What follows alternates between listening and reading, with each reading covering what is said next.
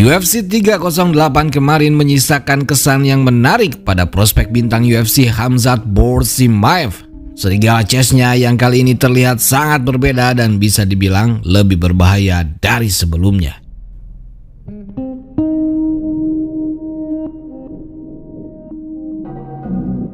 Jujur saja, hampir semua fans MMA termasuk saya sempat meragukan seorang Khamzat Chimaev. Pasalnya ia tampil inkonsisten, sakit-sakitan, tertimpa kasus crypto scam, dan banyak hal lain yang membuat masa depannya diragukan banyak orang.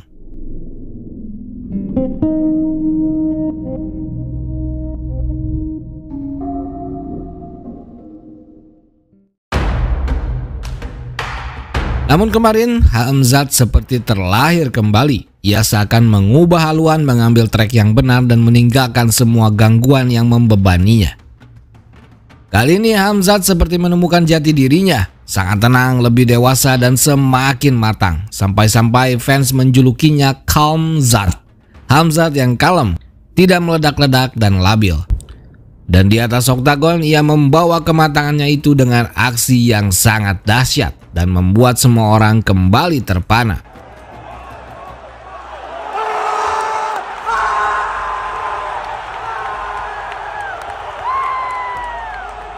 Seakan-akan ia kembali mengingatkan semua orang yang meragukannya jika ia adalah Khamzat yang hebat itu. Khamzat yang mengerikan dan menakutkan, yang siap melahap mangsanya yang selama ini memang disematkan padanya namun sempat luntur. Rasanya inilah versi terbaik Khamzat yang diinginkan para fans. Khamzat yang bisa meremukkan dan menghancurkan siapapun lawannya tanpa perlawanan berarti.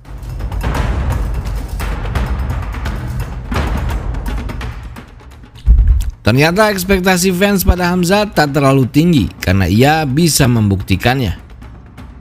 Dan memang sejak awal kemunculannya ia sudah melakukannya pada semua lawannya, sampai-sampai ia hanya pernah terkena 1 pukulan saja dalam 10 pertarungan.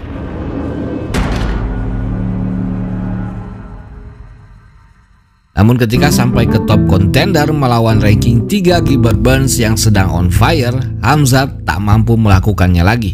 Ia seperti terkejut dengan level skill top fighter UFC yang jauh di atas rankingnya saat itu. Gilbert Burns membuat Khamzat tersadar jika ranking level fighter dibuat bukan tanpa alasan. Beruntung ternyata levelnya sudah setara dengan Burns dan ia bisa menang meski harus mati-matian bertarung hingga babak belur dan melihat darahnya sendiri.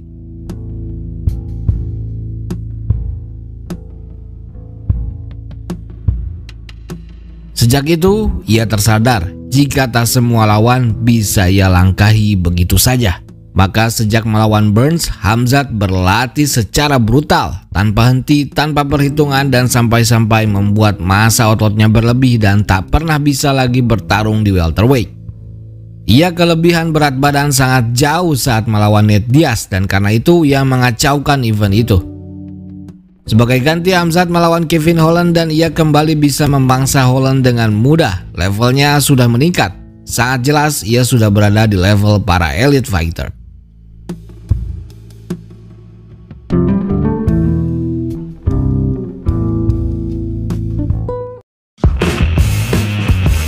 Namun Khamzat kembali diragukan fans saat melawan Kamaru Usman yang melawannya hanya dalam 7 hari persiapan. Meski tak bisa mengalahkan Usman semulus yang diharapkan, namun Khamzat menunjukkan level grappling elitnya yang membuat juara gulat nasional sekelas Usman tak berdaya. Akan tetapi strikingnya kembali kacau seperti saat melawan Burns. Sangat terbuka, sembrono, tak ada head movement dan footworknya sedikit aneh. Beruntung Khamzat bisa bertahan dan memenangkan pertarungan. Staminanya menjadi sorotan saat itu. Khamzat diragukan bisa bertahan dalam 5 ronde. Banyak yang beranggapan jika Usman bisa menghabisinya jika saja pertarungan dilanjutkan hingga 5 ronde. Setelah pertarungan itu, Khamzat kembali termotivasi dan ingin lebih baik lagi. Namun motivasinya yang besar tidak dibarengi dengan cara yang benar. Ia kembali overtraining dan sakit keras sampai harus membatalkan pertarungannya melawan Whittaker di Arab Saudi. Dunia MMA mengira karir Khamzat sudah selesai saat itu. Beberapa teman dekatnya mengatakan Hamzat jadi sering sakit dan memperkirakan jika itu karena residu dari COVID yang hampir merenggut nyawanya. Lama tak terdengar, Hamzat kembali dengan kabar jika ia mengganti tim pelatihnya yang baru. Ia kini ditangani tim pelatih yang sangat tepat, seorang atlet gulat legenda Rusia yang sangat dihormati, Salim Selibivik. Salim layaknya Abdul Manafnya Chechnya, ia mantan tentara dan atlet gulat yang kemudian melatih dan melahirkan para juara dunia gulat dan olimpiade. Hamzat mengungkapkan jika tim pelatihnya yang lama menjadi penyebab inkonsistennya selama ini. Pola latihannya itu membuat Hamzat overtraining dengan recovery yang buruk yang membuat kondisi fisik Hamzat ikut memburuk. Mudah sakit, mudah lelah dan staminanya pun cepat habis saat bertarung. Kini ia bahkan mempunyai nutrisionis pribadi. Yang pasti Hamzat Chimaev sudah mulai matang dan dewasa. Ia mulai tahu dan merasakan betapa pentingnya circle orang-orang di sekitarnya. Selama ini ia tak memfilter orang-orang yang dekat dengannya, padahal semuanya akan sangat berpengaruh. Bukan hanya berdampak pada kondisi fisiknya, tapi juga mental dan kehidupannya. Sampai-sampai ia sempat terlibat crypto scam yang juga sempat ramai dituduhkan padanya. Ia mengaku banyak sekali masalah yang menimpanya, termasuk masalah kesehatan anaknya yang membuatnya hampir depresi. Dan menjadi seorang ayah juga membuat Hamzat jauh lebih dewasa dan menemukan jati dirinya.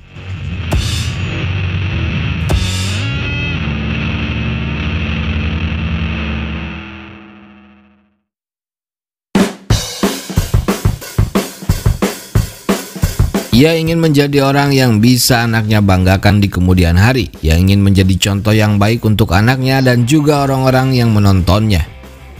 Karena itu sekarang ia mengaku akan berpikir berkali-kali sebelum melakukan sesuatu.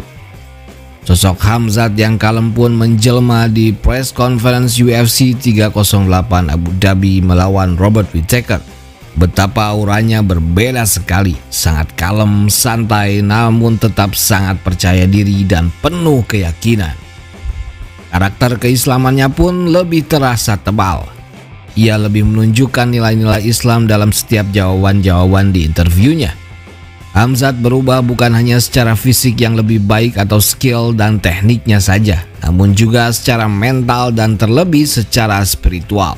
Dan tetapi meski terlihat ramah dan lembut, namun ternyata saat di atas oktagon ia menjadi sangat mengerikan, sangat garang dan menakutkan. Seorang Robert Whittaker yang merupakan fighter elit dan sangat dihormati dibuat Hamzat tak berdaya dan terlihat jauh beberapa level di bawahnya. Pertarungan ini lebih terlihat seperti penganiayaan daripada pertarungan karena Whittaker tak bisa melawan sedikit pun. Tak ada yang pernah melakukan hal itu pada Whittaker. Bahkan selama karirnya dalam 33 pertarungan Whittaker, tak ada satupun yang mampu mengunci bahkan seorang juara gulat dunia dan olimpiade seperti Yoel Romero sekalipun. Namun Hamzat bisa melakukannya dengan mudah dan cepat di ronde ke-1.